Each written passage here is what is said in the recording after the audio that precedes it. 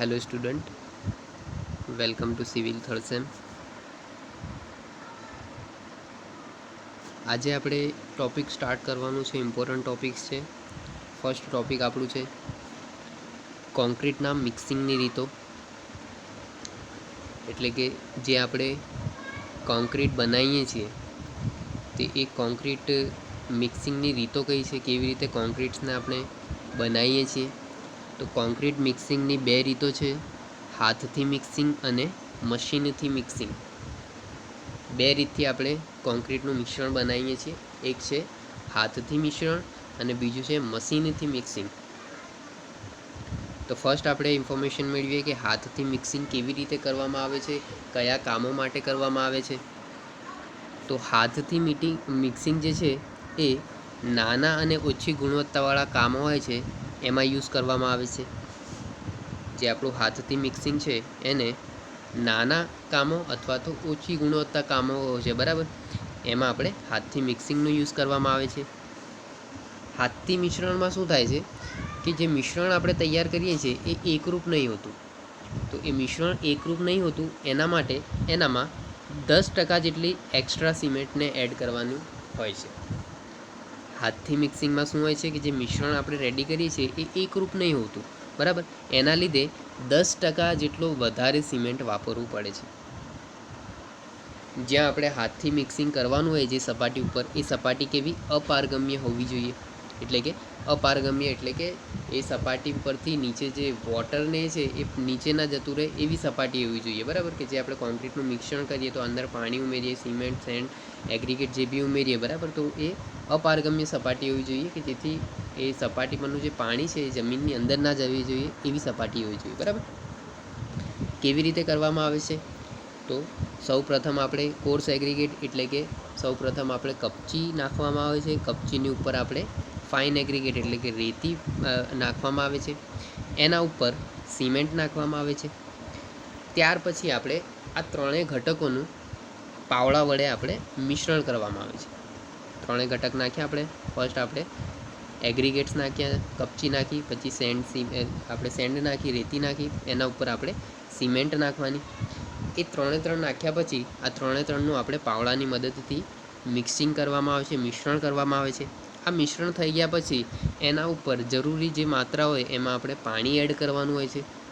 એ પાણી એડ કર્યા પછી ફરીથી એને પાવડા વડે મિશ્રણ કરવામાં આવે છે અને કોન્ક્રીટને રેડી કરવામાં આવે છે. તો આ છે આપણું હાથથી મિક્સિંગ. તો હાથથી મિક્સિંગ આપણે નાના અને ઓછી ગુણવત્તાવાળા કામોમાં યુઝ કરીએ છીએ. આ રીતમાં શું જે મિશ્રણ એડ કરીએ છીએ, બરાબર, એ મિશ્રણ એકરૂપ નહીં હોતું એના લીધે જે સિમેન્ટ હોય છે એ 10% વધારે આપણે યુઝ કરવી પડે છે. આ મિક્સિંગ જ્યાં આપણે બનાવવાનું હોય એ સપાટી અપારગમ્ય હોવી જોઈએ. સૌપ્રથમ શું કરવામાં આવે છે કે કોર્સ એગ્રીગેટ એટલે કે કપચીને રાખવામાં આવે છે. કપચીની ઉપર રેતીની ઉપર આપણે સિમેન્ટને નાખીએ છીએ. એના પછી પાવડાને લઈ અને ત્રણેયનું મિશ્રણ કરવામાં આવે છે. એ મિશ્રણ કર્યા પછી એના ઉપર જરૂરી માત્રામાં પાણી ઉમેરવામાં આવે છે અને પાણી ઉમેર્યા પછી ફરીથી પાવડા વડે એનું મિશ્રણ કરવામાં આવે છે. આ છે આપણું હાથથી મિક્સિંગ. સેકન્ડ આપણે જોઈએ કે મશીનથી મિક્સિંગ. તો મશીનથી મિક્સિંગ છે એ કંઈ યુઝ કરવામાં આવે છે? તો મોટા કામો અને આરસીસીના કામો હોય છે, બરાબર, ત્યાં આપણે મશીનથી મિક્સિંગ યુઝ કરીએ છીએ. જ્યારે ખૂબ જ વધારે જથ્થામાં કોન્ક્રીટની જરૂર પડતી હોય, બરાબર, ત્યાં સાઈડ આપણે મશીનથી મિક્સિંગ જે છે એ સસ્તું પડે છે.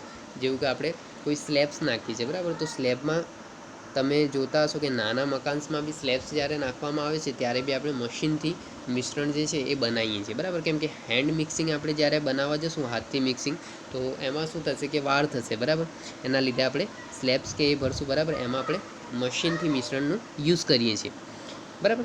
તો જ્યાં વધારે જથ્થામાં આપણે કોન્ક્રીટની જરૂર પડશે ત્યાં સાઈડ આપણે મશીનથી મિક્સિંગનું યુઝ કરીએ છીએ. મશીનથી મિક્સિંગ છે એની બે પ્રકાર છે, બેચ મિક્સચર અને કન્ટિન્યુઅસ મિક્સચર, બરાબર. બેચ મિક્સચરમાં શું થાય છે કે એક બેન્ચમાં કોન્ક્રીટ આપે છે આપણને, એક બેન્ચમાં આપણને કોન્ક્રીટ મળશે. જ્યારે કન્ટિન્યુઅસ મિક્સચરમાં શું થાય છે કે જે પ્લાન્ટ ચાલે ત્યાં સુધી સતત આપણને કોન્ક્રીટ જે છે એ મળતું રહે છે, બરાબર. તો તો મશીનથી મિક્સિંગના બે રીત છે, બે પ્રકાર છે, બેચ મિક્સર અને કન્ટિન્યુઅસ મિક્સર.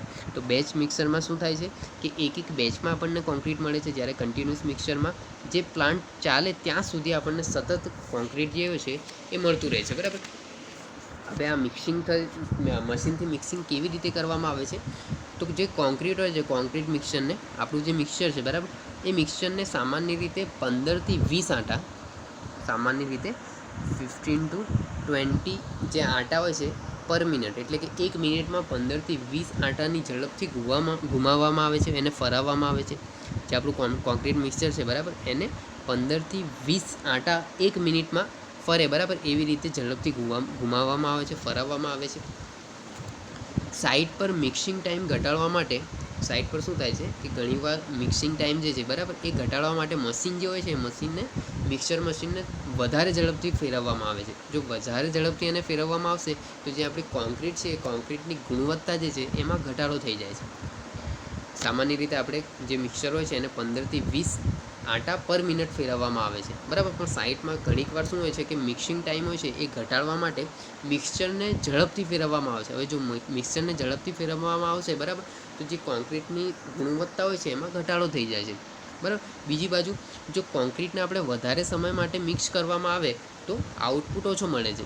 જો જેવું કે આપણે એકાદ મિનિટમાં 15 થી 20 આંટા જ આપણે ફરાવીએ, બરાબર, તો કોન્ક્રીટ તો મિક્સ તો કમ્પ્લીટ થશે, બરાબર, પણ એનો જે આઉટપુટ હોય છે એ ઓછો મળે છે અને આપણને કેવું એ મોંઘું પડે છે, બરાબર. એટલા માટે સામાન્ય રીતે જે કોન્ક્રીટ હોય છે એને 1 થી 2 મિનિટ સુધી મિક્સ કરવામાં આવે છે અને પછી એ કોન્ક્રીટને આપણે કામમાં યુઝ કરી દેવામાં આવે છે, બરાબર. તો આ છે આપણું કે મશીનથી મિક્સિંગ. તો મશીનથી મિક્સિંગ આપણે મોટા કામો અને જે મોટા કામો હોય છે, બરાબર, કે આરસીસીના કામો હોય છે ત્યાં આપણે મશીનથી મિક્સિંગનો યુઝ કરીએ છીએ. જ્યારે વધારે જથ્થામાં આપણને કોન્ક્રીટની જરૂર હશે ત્યાં સાઈડ આપણને મશીનથી મિક્સિંગ છે એ સસ્તું પડે છે, બરાબર. એના બે ટાઈપ્સ છે, બેચ મિક્સર અને કન્ટિન્યુઅસ મિક્સર. બેચ મિક્સરમાં એક બેચમાં કોન્ક્રીટ આપણને મળે છે, જ્યારે કન્ટિન્યુઅસ મિક્સરમાં જે પ્લાન્ટ જ્યાં સુધી ચાલશે ત્યાં સુધી સતત આપણને કોન્ક્રીટ મળે છે, બરાબર. આ રીત કેવી રીતે, મિક્સરની ટાઈમિંગ કેવી રીતે થાય છે, તો જે આપણું કોન્ક્રીટનું મિક્સર છે એને સામાન્ય રીતે 15 થી 20 આંટા પર મિનિટથી ઝડપમાં ઘુમાવવામાં આવે છે, બરાબર. પણ ઘણીવાર શું થાય છે કે સાઇટ પર ઝડપથી મિક્સિંગ ટાઈમ જે છે મિક્સિંગ ટાઈમ એ ઘટાડવા માટે ઝડપથી મિક્સરને ફરાવવામાં આવે છે. ઝડપથી મિક્સરને ફરાવવામાં આવશે, બરાબર, તો કોન્ક્રીટની જે ગુણવત્તા છે એમાં ઘટાડો થઈ જાય છે. અને ઘણીક વાર શું થાય છે કે જો કોન્ક્રીટને વધારે સમય સુધી મિક્સ કરવામાં આવે, બરાબર, તો આઉટપુટ જેટલું આપણને કોન્ક્રીટ જોઈએ એટલું મળે ના, અને આપણું જે ટાઈમ છે એ બી વધારે જાય અને પ્લસમાં એ આપણને મોંઘું પડી જાય, બરાબર. એટલે સામાન્ય રીતે જે કોન્ક્રીટ મિક્સર હોય છે, બરાબર, મિક્સરને 1 થી 2 મિનિટમાં ફરાવવામાં આવે છે, પછી કોન્ક્રીટને આપણે યુઝ કરી લેવામાં આવે છે, બરાબર. તો આ છે આપણું કોન્ક્રીટના મિક્સિંગની રીતો. નેક્સ્ટ આપણે જોઈએ તો નેક્સ્ટ છે કે પાણીમાં કોન્ક્રીટ પાથરવા માટેની રીતો. જે આપણે પાણી છે, બરાબર, એ પાણીની અંદર કોન્ક્રીટ પાથરવું હોય તો એની કેટલીક રીતો છે, જેવી કે ટ્રીમી મેથડ છે, સ્કીપ બોક્સ છે અને બેગ્સ મેથડ છે. 3 મેથડો છે પાણીમાં કોન્ક્રીટ પાથરવાની રીતો 3 છે, બરાબર. ટ્રીમી મેથડ છે, સ્કીપ બોક્સ છે અને બેગ્સ મેથડ છે. તો 1 બાય 1 જોઈએ આપણે. ફર્સ્ટ જોઈએ છે કે ટ્રીમી મેથડ. તો ટ્રીમી મેથડ કેવી રીતે કરવામાં આવે છે એની પ્રોસેસ આપણે જોઈએ. તો ટ્રીમી મેથડમાં એક પાઇપ યુઝ કરવામાં આવે છે, બરાબર. આ પાઇપનો જે વ્યાસ હોય છે, જે ડાયામીટર હોય છે, એ 15 થી 30 સેન્ટીમીટર જેટલું ડાયામીટર હોય છે. અને આ પાઇપ જે હોય છે એ સ્ટીલ અથવા તો પ્લાસ્ટિકની હોય છે, જેને આપણે ટ્રીમી પાઇપ કહીએ છીએ. ઓકે, કે ટ્રીમી પાઇપ કોને કહેવાય કે આ ટ્રીમી મેથડમાં એક પાઇપ યુઝ કરવામાં આવે છે જેનું ડાયામીટર 15 થી 30 સેન્ટીમીટર જેટલું હોય છે, બરાબર. અને એ સ્ટીલ કે પ્લાસ્ટિકની પાઇપ હોય છે જેને આપણે ટ્રીમી કહીએ છીએ. ટ્રીમીના જે નીચેના છેડો હોય છે, બરાબર, એ ત્યાં સાઈડ નોન રિટર્ન વાલ્વ હોય છે.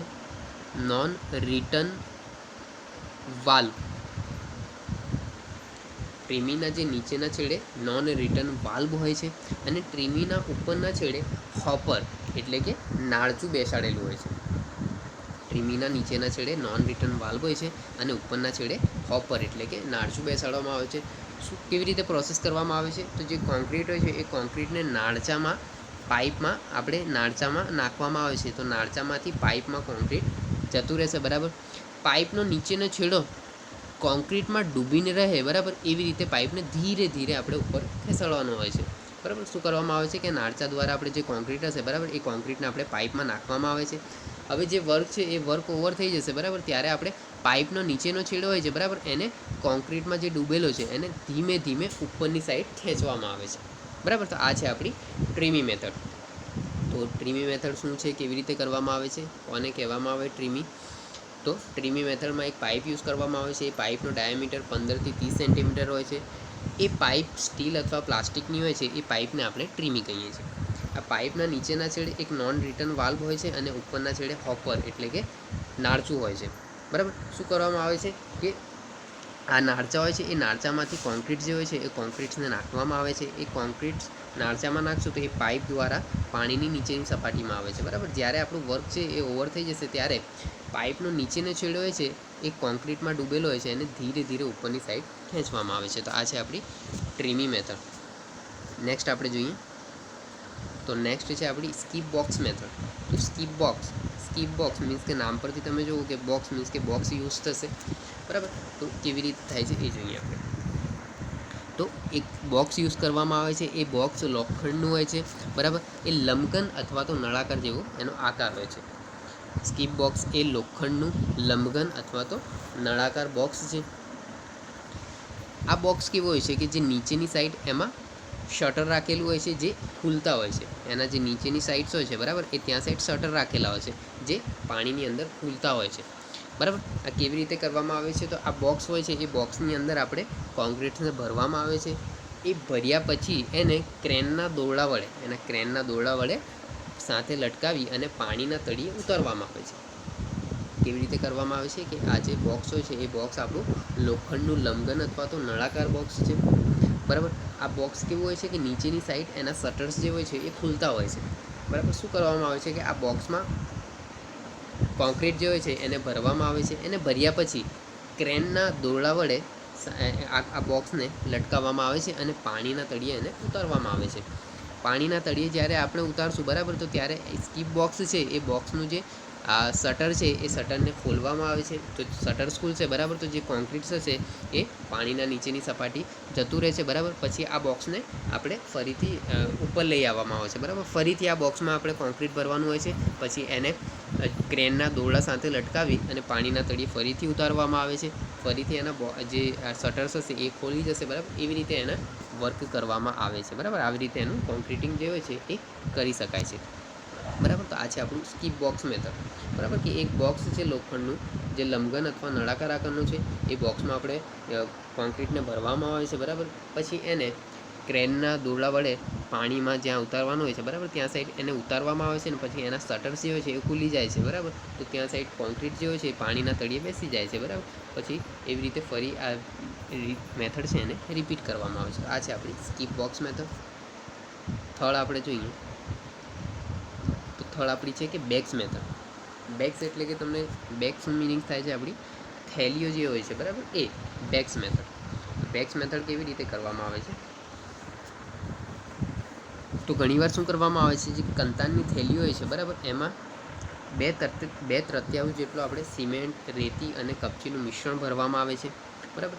એ મિશ્રણ ભરી અને આ થેલીઓમાં ભરવામાં આવે છે. પછી શું કરવામાં આવે છે કે આ થેલીઓને આપણે પાણીમાં હેડર અને સ્ટ્રેચર બરાબર, હેડર અને સ્ટ્રેચર જેવી રીતે આપણે ઈંટનું કામ કરીએ છીએ, ચણતર કામ બરાબર, હેડર સ્ટ્રેચર બરાબર. હેડર મૂકીએ આપણે, સ્ટ્રેચર મૂકીએ, પછી હેડર મૂકીએ, પછી સ્ટ્રેચર મૂકીએ, પછી હેડર મૂકીએ. એવી રીતે આ બેગ્સને પાણીની અંદર આવી રીતે દિવાલનું ચણતર કામ જેવી રીતે એક રચના તૈયાર કરવામાં આવે છે બરાબર.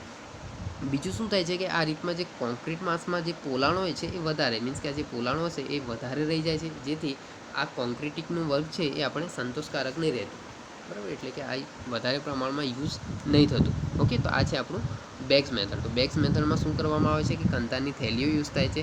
કોન્ક્રીટને 2/3 જેટલો ભાગ હોય છે બરાબર, સિમેન્ટ, સેન્ડ અને રેતી હોય છે, એનું મિશ્રણ જે હોય છે આ થેલીઓમાં ભરવામાં આવે છે. અને આ થેલીઓને પાણીમાં હેડર સ્ટ્રેચર બરાબર, હેડર સ્ટ્રેચર આવી રીતે ગોઠવવામાં આવે છે. જેવી રીતે આપણે દિવાલમાં બ્રિક્સને યુઝ કરીએ છીએ એવી રીતે પાણીની અંદર આ થેલીઓને એક બોન્ડ તરીકે યુઝ કરવામાં આવે છે. હેડર સ્ટ્રેચર આવી રીતે ગોઠવવામાં આવે છે બરાબર. અને આમાં શું હોય છે કે જે પોલાણો હોય છે એ પોલાણો માસ પુલાણો વધારે હોય છે, બરાબર. એથી આ વર્ક જે હોય છે કોન્ક્રીટિંગનું, આ બેગ્સ મેથડ એ વધારે સંતોષકારક નહીં હોતું, બરાબર. વધારે પ્રમાણમાં યુઝ નહીં કરવામાં આવતું. તો આ છે આપણું બેગ્સ મેથડ. નેક્સ્ટ આપણે જોઈએ કોન્ક્રીટનું દાબન કોને કહેવામાં આવે.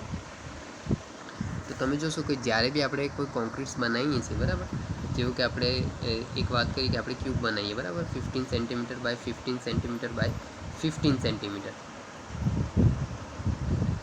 આ એક ક્યુબ છે, બરાબર.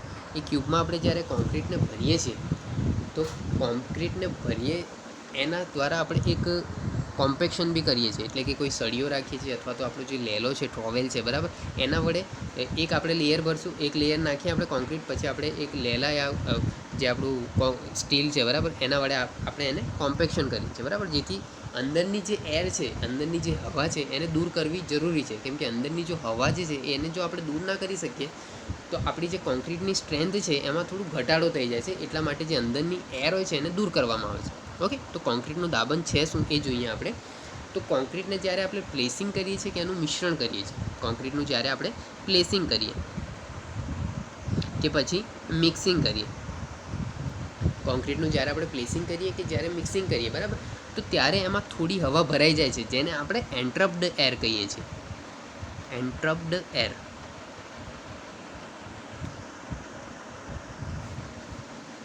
કોન્ક્રીટને જ્યારે આપણે પ્લેસિંગ અને મિક્સિંગ દરમિયાન તેમાં હવા ભરાઈ જાય છે, જેને આપણે એન્ટ્રપ્ડ એર કહીએ છીએ.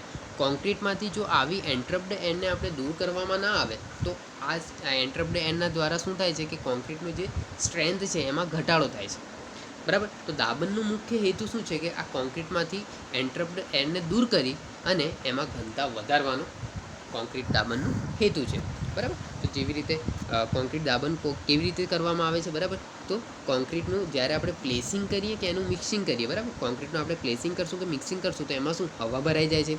એ હવાને આપણે શું કહીએ છીએ? એન્ટ્રપ્ડ એર કહીએ છીએ. જે હવા ભરાઈ જાય છે એને આપણે એન્ટ્રપ્ડ એર કહીએ છીએ, બરાબર.